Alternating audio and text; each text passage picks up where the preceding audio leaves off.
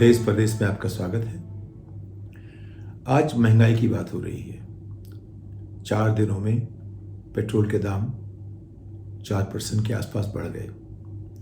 मैं 3.45 नहीं सोचना चाहता, मैं 4 के आसपास की बात कर रहा हूँ, क्योंकि हम दिशा देख रहे हैं और ये ऐसा हो रहा है कि रोज आना दाम बढ़ाए जा रहे हैं। ये नहीं कि इकट्ठे 4% बढ़ा दिया गया। आप पॉइंट कैसे 80 पैसा किसी रुपया करके 4 दिनों में इस तरह से दाम बढ़ गए। ये जो दाम बढ़ाने के बाद जो सिलसिला है कुछ नया है।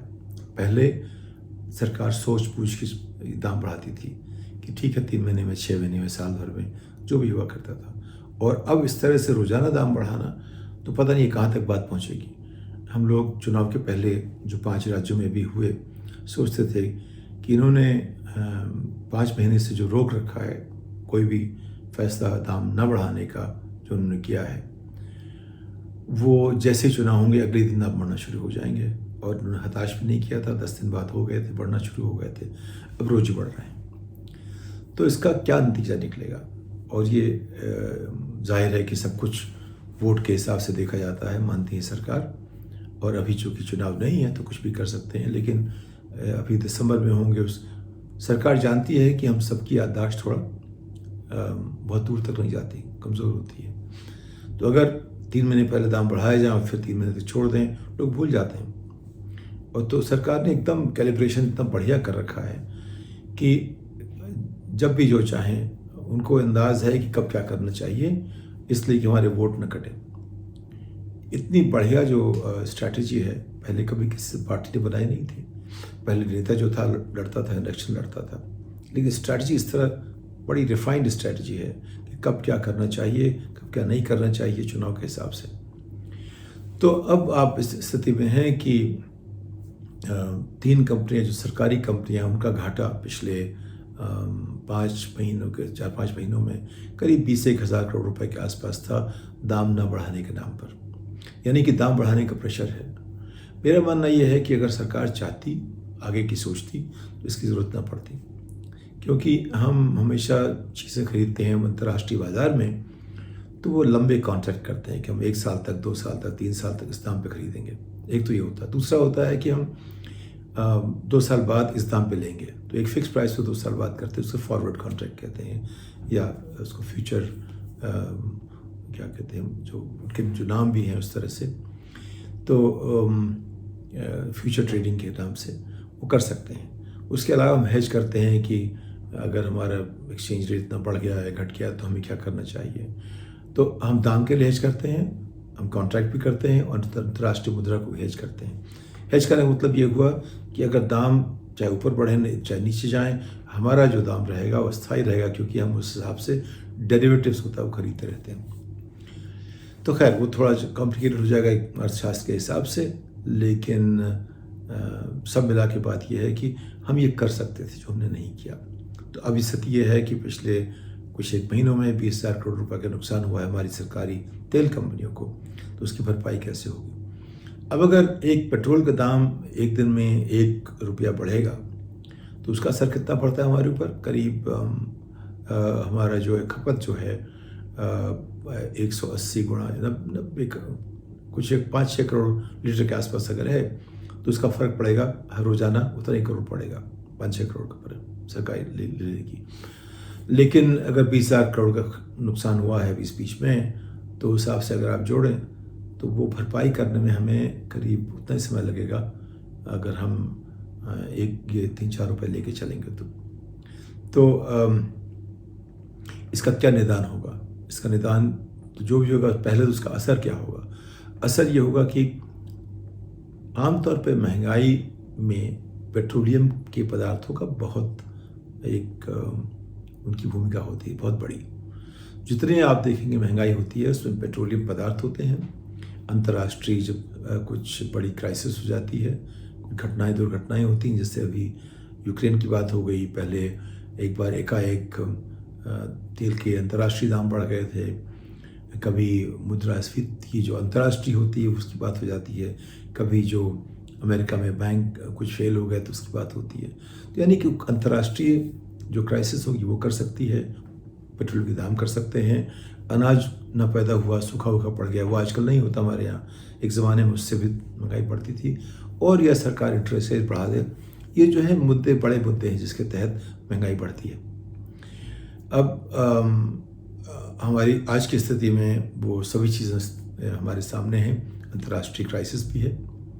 अब ये देखिए, हमारी जो इंटरेस्ट रेट है वो पहले के मुकाबले जो हम लोग जिसके आदी थे 20-30 साल पहले, उससे मुकाबले करीब आधे अब चल रहे हैं हम।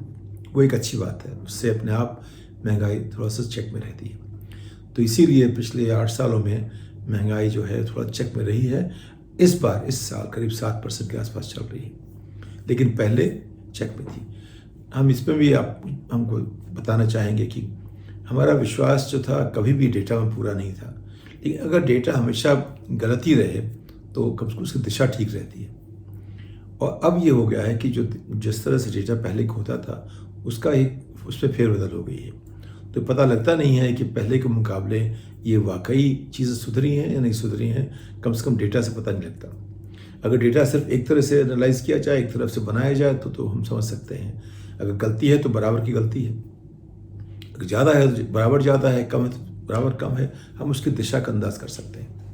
लेकिन पिछले 8 साल में डेटा के बारे में बहुत सारी जो रिपोर्टें आई हैं उसमें ये लगता है कि सरकार ने कुछ ना कुछ इसमें हेरा फेरी की है। अगर हेरा फेरी हुई है तो पता लगता नहीं कि हम कहाँ हैं। तो आप सिर्फ यही कह सकते हैं आप महसूस कैसा करते हैं।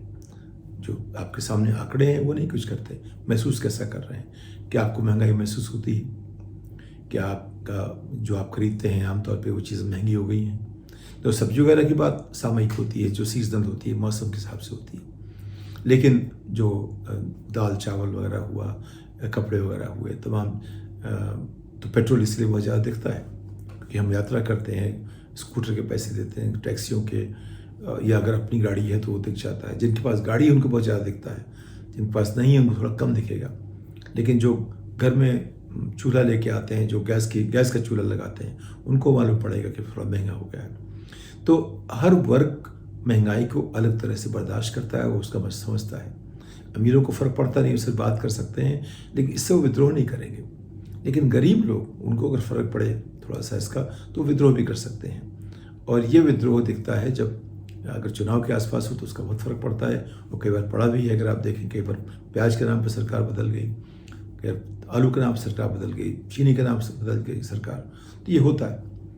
इस बार अब चुनाव हो चुके हैं, 1 साल बाद अगला चुनाव होगा, करीब 10 महीने बाद, तो तब तक सरकार की चिंता कम है।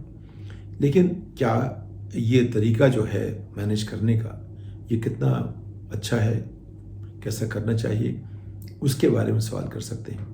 तो कांग्रेस ने एक फैसला किया है कि हम महंगाई मुक्त देश बनाएंगे। अब उनके पास कोई ताकत तो है नहीं, लेकिन आंदोलन कर सकते हैं, लोगों को आगाह कर सकते हैं, लोगों के सामने अपनी बात रख सकते हैं और इस तरह समझाने की कोशिश करें। उनका जो मैनेजमेंट जो अर्थव्यवस्था का था वो अच्छा था। अब जब भी देखेंगे, अगर आप एक संतुलित भाव से देखें, आप किसी भी तरह आपका झुकाव ना हो कांग्रेस या भाजपा या किसी और पार्टी की तरह से देखना शुरू करें, तो सिर्फ जो बातें आप देखते हैं आंकड़ों में, उस हिसाब से 2004 से 2014 75 साल के भारत के इतिहास में सबसे बेहतर प्रबंधित समय था एक तरह से देखिए तो। जहाँ इन्फ्लेशन भी मैनेज था, जहाँ तरक्की भी ज़्यादा हुई और भारत ने एक नाम कमाया एक अच्छी अर्थव्यवस्था के नाम पे। जब अंतर्राष्ट्रीय मुश्किलें 2008 में शुरू हुई, तभी भारत ने उसको ठीक तरह से उसके साथ कुश्ती लड़ी और आगे बढ़े, जीत गए हम लोग। थोड़ा सा अमेरिका को ज़्यादा मुश्किल है। अमेरिका के पास बहुत सारे तरीके हैं अपनी अर्थव्यवस्था को चलाने के, हमारे पास उतने नहीं हैं। और उनके पास अब आप ये सोचिए कि कोरोना काल में उन्होंने भारत की राष्ट्रीय आमदनी का 3 गुना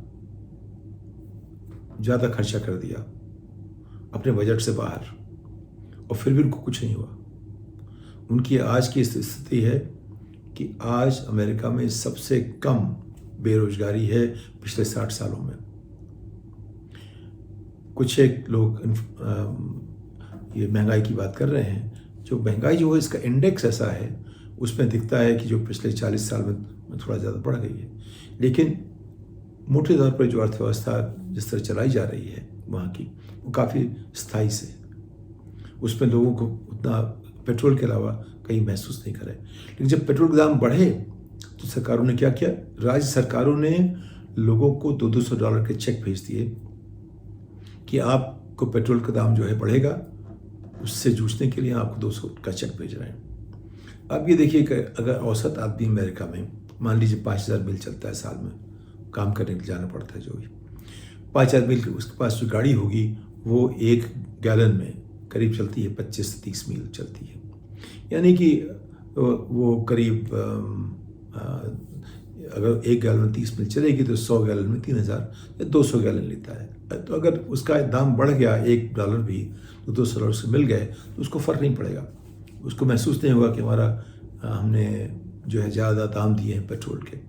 तो वहाँ की सरकार उस तरह व्यवहार करती है, अगर दाम बढ़ गए तो उन्होंने लोगों को चेक भेज दिया। हमारे यहाँ क्या होता है कि हमारे यहाँ ये तरीका होता है जो सरकार का डेफिसिट है वो ख़त्म करने का। तो चीज़ें तो वही हैं, उसका इस्तेमाल हम कैसे करते हैं वो तय करता है कि उसका असर क्या होगा। तो अमेरिकी सरकार, जो राज्य सरकारें हैं, वो लोगों को अगर महंगाई बढ़ जाए तो उनको चेक भेज देती है, भैया तुम्हारा इतना महंगाई बढ़ गई होगी, हम उसका निदान इस तरह करेंगे। हमारे यहाँ अब ऐसा तो कुछ हम सोचते ही नहीं इस तरह से। ज़रूर है कि कोरोना काल में 80 करोड़ लोगों को हमने राशन खिलाया, वो खाने ख़त्म होने वाला है 31 मार्च को। उसके बाद वो क्या करेंगे? 2 साल हमने लोगों को बिठा के खिला के उनकी जो काम करने की क्षमता है वो कम कर दी है। तो उसके तरीके और होने चाहिए थे। लोग खिलाने पिलाने की बात इस तरह होती कि उनको काम कराते, काम करते रहते। खिलाई ज़रूरी है कि उनको किसी भी तरह की मुश्किल ना हो, कम से कम खाने पीने की मुश्किल कभी नहीं होनी चाहिए, किसी भी भारतवासी को कभी नहीं होनी चाहिए।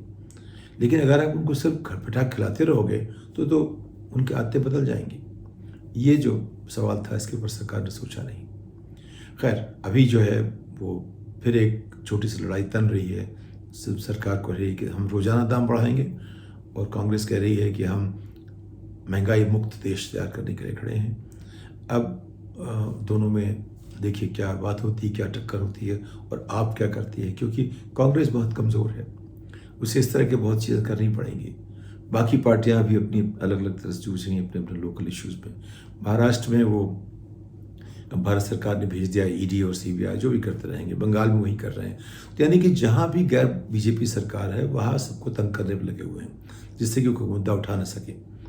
तो और यानी कि जो हमारा, हम जो इतने बटे हुए हैं इस हिंदुत्व और सेकुलरिज्म के बीच के जो तनाव है इनके बीच में, कि हमारी अर्थव्यवस्था ढलान पे चल रही है 8 साल से, और ये जो दाम बढ़ रहे हैं ये उसकी ढलान थोड़ा और तेज कर देंगे या और नीचे कर देंगे। इस बात के साथ मैं आपसे अगली पायदान के लिए विदा लेता हूँ। नमस्कार।